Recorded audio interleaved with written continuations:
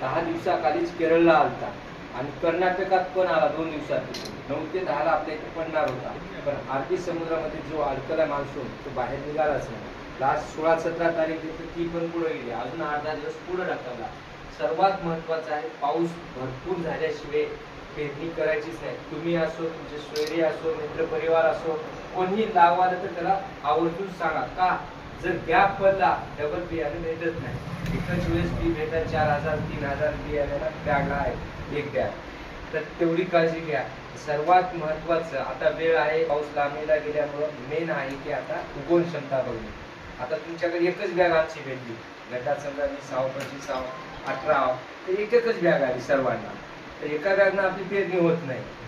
तर तुमच्या घरचं बियाणं आहे मागच्या वर्षी ठेवलेलं किंवा कोणत्या सोयऱ्या आपण विकत घेतलेलं आहे फुलं बियाणं, तर ते बियाणं सुद्धा 5-6 जागचं मिक्स करायचं आणि कुठलेही असं काढायचं. जसं आपण काढल्या आणि कोणतीही 100 दाणे काढून सेम आताच्या सारखं आपण जे केलंय तसं आपण उगवण क्षमता बघायची, पोत्यातच बघायचं आणि दररोज सकाळ संध्याकाळ पाणी टाकायचं.